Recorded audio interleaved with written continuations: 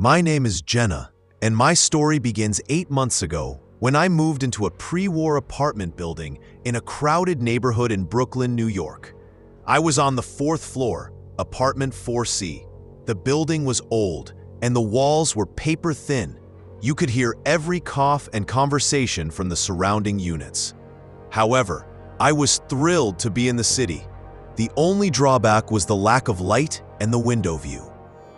My living room window faced directly into the window of apartment 4B, just 20 feet across a narrow air shaft.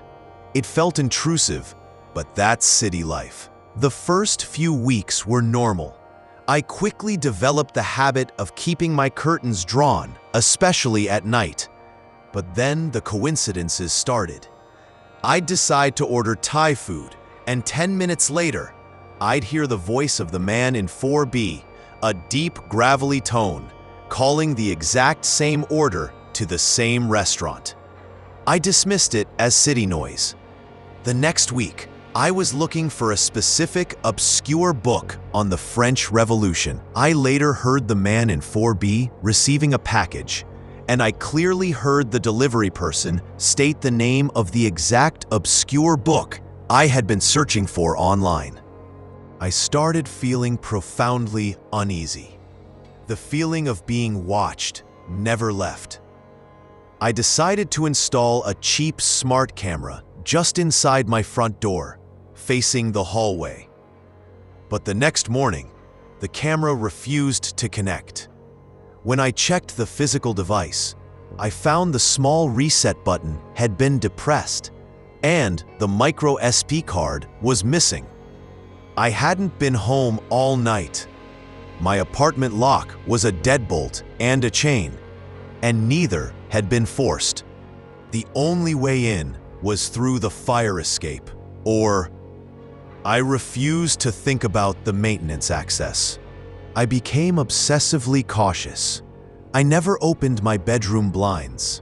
One evening, I was taking a shower, trying to relax. My bathroom was tiny, and the shower curtain was thin. Suddenly, I noticed something profoundly wrong with the curtain. The decorative metal ring holding the curtain to the rod, the one closest to the wall, was slightly angled, creating a tiny, almost invisible gap. And through that gap, I caught a brief, chilling glimpse of dark fabric pressed against the edge of the gap, and the glint of a tiny, reflective lens. I flew out of the shower, grabbing a towel.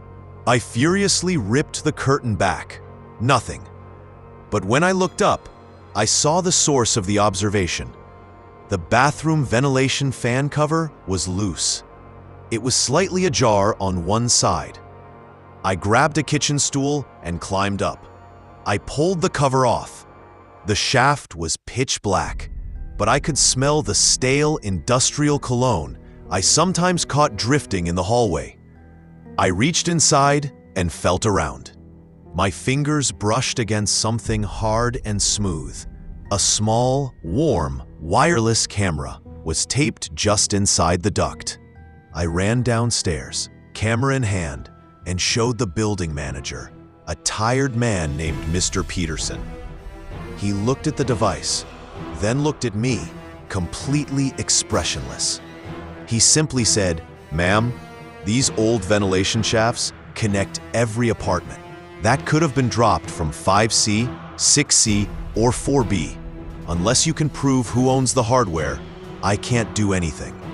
His indifference was chilling. He didn't offer to check the neighboring apartment or call the police. The message was clear. My safety was secondary to the building's maintenance fees. Furious, I went back upstairs. I realized that if the camera came from the ventilation system, it must have been placed by someone with an adjacent unit. The main suspect was apartment 4B, directly across the air shaft. I went to my living room window, pulled the curtain aside, and stared across the shaft. The window in 4B was mostly covered by a dark roller blind, but there was a small, neat horizontal slit cut precisely near the bottom of the blind. As I stared, the slit widened almost imperceptibly, and I saw a brief glimpse of a single, unblinking human eye staring back at me. I didn't scream. I just froze, dropped the curtain, and ran. I wasn't safe in my own apartment. I headed to the building's emergency exit, the fire escape ladder outside the kitchen window. I unlocked the window and started to crank it open. It was stiff, being old and rusty. As I struggled, I heard a sound from the wall, near the plumbing, a faint, sharp snapping sound, followed by the same deep, gravelly voice from 4B, very close, hissing. "Don't go out there, the railing is loose." I slammed the window shut. He had access to the pipes, the vents, and apparently the structural integrity of the fire escape.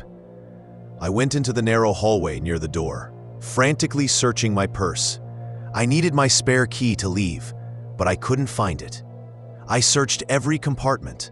I stopped. There was a faint sound coming from under the doormat. I slowly lifted the mat. My spare apartment key was lying there, but it wasn't my key.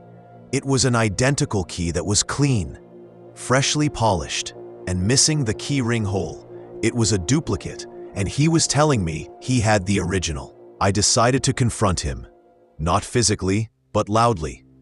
I grabbed a heavy glass vase, marched into the main hallway, and slammed the vase repeatedly against the wall that separated my apartment, 4C, from his, 4B, creating a deafening crash.